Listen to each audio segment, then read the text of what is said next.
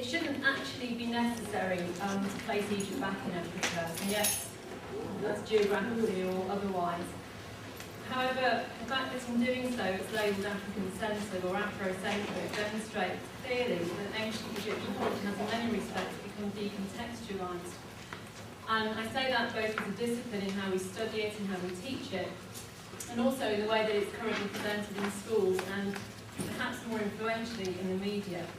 Now, my paper this afternoon is concerned with some of the issues surrounding how Kemet is represented in a museum.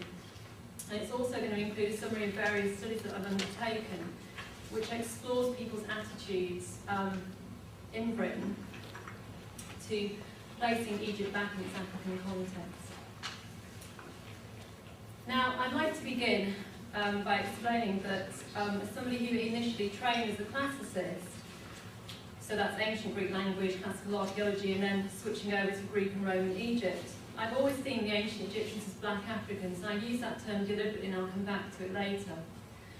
Greek and Roman historians always confuse the people of Kemet with the Ethiopians. They seem to use Ethiopia quite often when they're referring to what we would call Egypt. And when they depicted an ancient Egyptian or an African, it was with black skin, afro hair, and a wholly different appearance to themselves. We were talking earlier about this concept of the other. You can see that very clearly on this 6th century BC vase that's made in Athens. On the right-hand side you have a depiction of a Greek or a European. On the left-hand side you have their depiction of an African. And I've decided to say here, for those of you who know Snowden's work, I disagree. In the Greek period, I feel that we have almost kind of stereotypes of Africans. I think that changes very much in the Roman period, and I see these two cultures as very separate. Since 2002, I've been curating and looking after the Egyptian collections at the Fitzwilliam Museum in Cambridge. However, for the past 2 years, I've worked full-time in prison education departments using our collections to teach ancient Egyptian and Egypt from an African perspective and within an African context. And I've been researching people's attitudes towards this idea. I've been looking carefully at variables such as ethnic background, age, level of education, and an important aspect of this work has been considering the impact of including Kemet within the wider context of black history has had on black British, Jamaican, predominantly West African students with whom I mostly work. Now, some of you may be thinking, well, Kemet is African, and if people choose not to see it as African, then so what?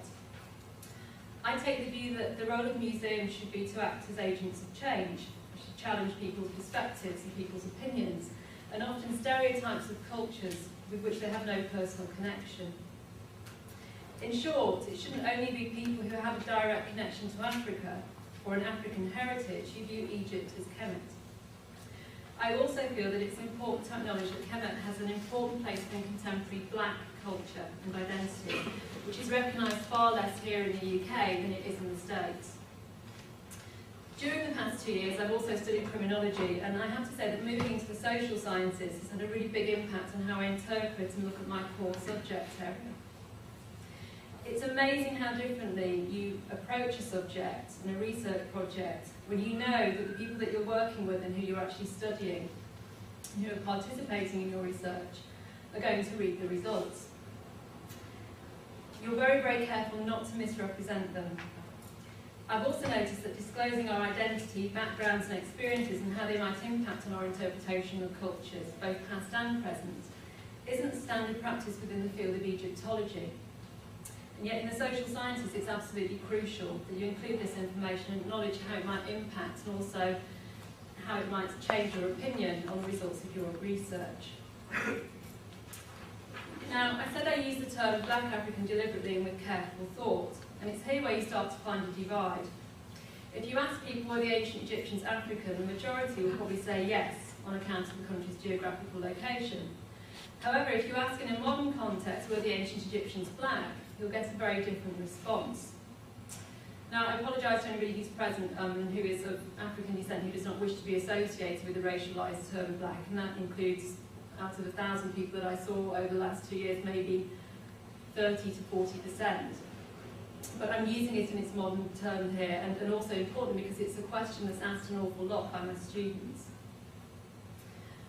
Now, Skin colour and tone was actually an issue in the ancient world.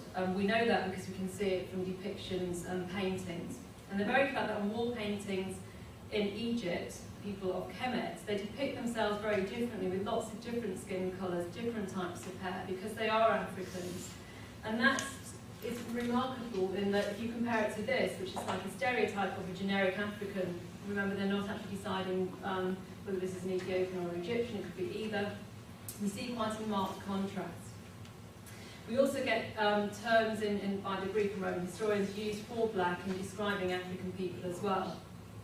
So I think that's quite important, that we're not looking at a modern issue here, we're actually looking also at one that was obviously apparent in the ancient times.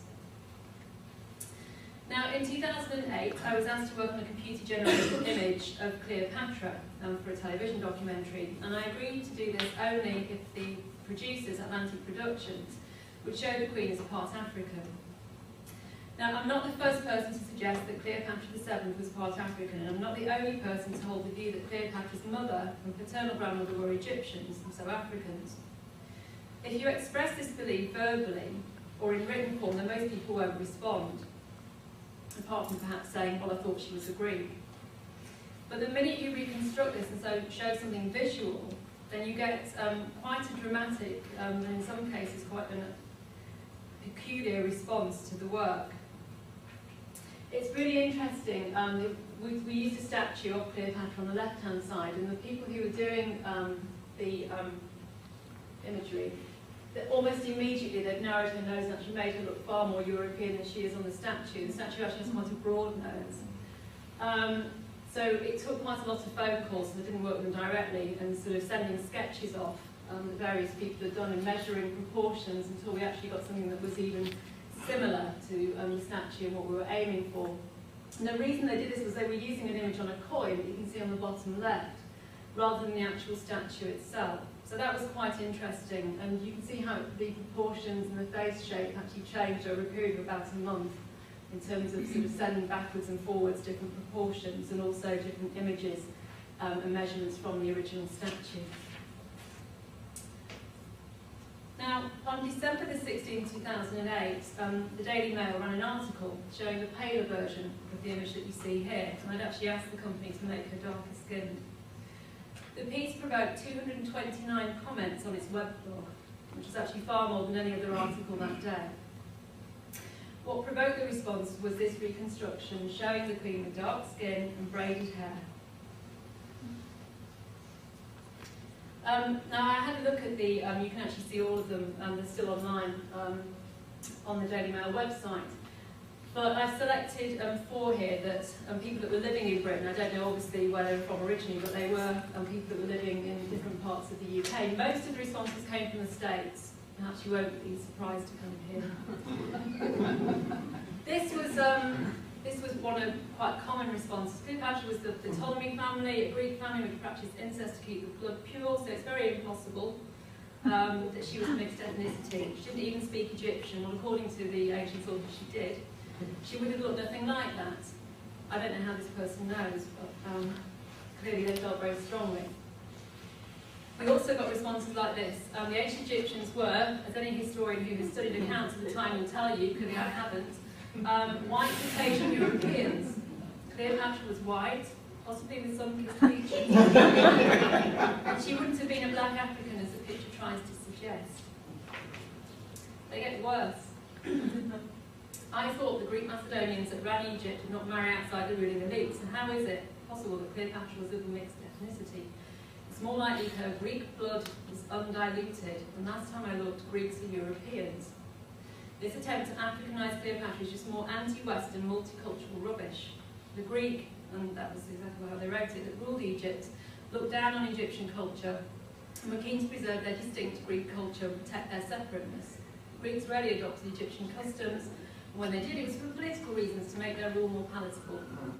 As a Ptolemaic historian, I would disagree with that entirely, but again, as somebody commented on the website, it's amazing how many Egyptologists read the Daily Mail. The other side of it, we did get some people saying, yes, of course she was mixed race, of course she was African.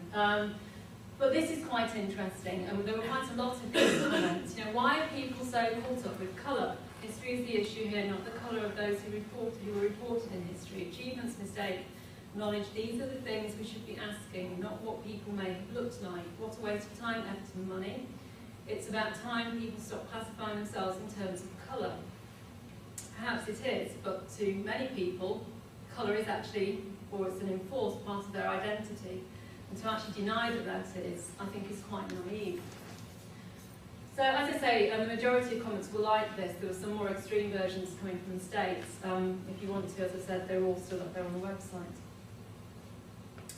And the reason I actually use this is because the moment you put a piece of visual evidence in front of people, it becomes somehow more real. This is a problem with the media and how people of ancient Kemet are actually portrayed in many films or documentaries. And to me, this is where museums can actually play quite an important role, because we're dealing with visual material culture. And I think it's time that museums actually started to realise that and started to take more responsibility for actually how things are represented. Now, I'm not saying that that's easy by any means. This is a picture of one of our galleries at the Fitzwilliam Museum. And a question I've been asking myself is, you know, it's fine if you're giving a talk, if you're explaining things, but how do you actually replicate presenting the culture in a certain way within a museum gallery? And any museum curator, and there are 3 or 4 of you here, will know that, you know, we have problems in terms of how many labels we can fit in a case, information panels. And that may sound like a cop-out, but it's actually quite an important part of planning a gallery. If you take objects out in order to put information in, it's quite a difficult problem. I've also been asking myself, you know, how do we change people's attitudes? And also, how do we avoid tokenism in presenting Kemet to the public? And by tokenism, I mean that anything that has a remotely dark colour to it, you can say, well, that's African, or anything that looks African is actually categorised as a Nubian. You know, we need to be very, very careful. We need to be looking at the culture as a whole. I think the first thing that we can do is acknowledge that, as I said earlier, how we view the world can be influenced by our experiences, our identity, and also our background. And earlier this year, and in fact it's continued at the Centre for African Studies in Cambridge, we had an exhibition of an experiment that we did last November with 2 photographers. One was black British, and the other one was white British. And when we were out in Egypt doing some work on a survey, we visited lots of different sites. And I asked both photographers, we visited them together, to take images that really sort of form their impression of ancient Egypt, what it meant to them. The results were interesting in that one chose to concentrate mainly on statues, and so revealing the identity of the ancient Egyptians as Africans, and the other concentrated on architecture and how tourists interacted with the antiquities. So on the left you've got an example by Andrew Crowe, a British photographer, and on the right hand side an example by Michael Jones, who's a white British photographer. We've also found that exhibitions are a good way to focus people on this question, and one that's going to open on Tuesday for Black History Month called Black to Kemet, again working with Black British photographer who's based in Cambridge, Andrew Crowe. The concept is to show images that strongly support the idea that people of ancient Kemet were what we would consider today Black Africans. And I'm running a survey as the exhibition's on to see if it impacts on the attitudes of our visitors. We also have other initiatives that we've been trying to secure and will be available to the public within the next 3 months. The first is a virtual version of our Egyptian galleries, which I'll come to later.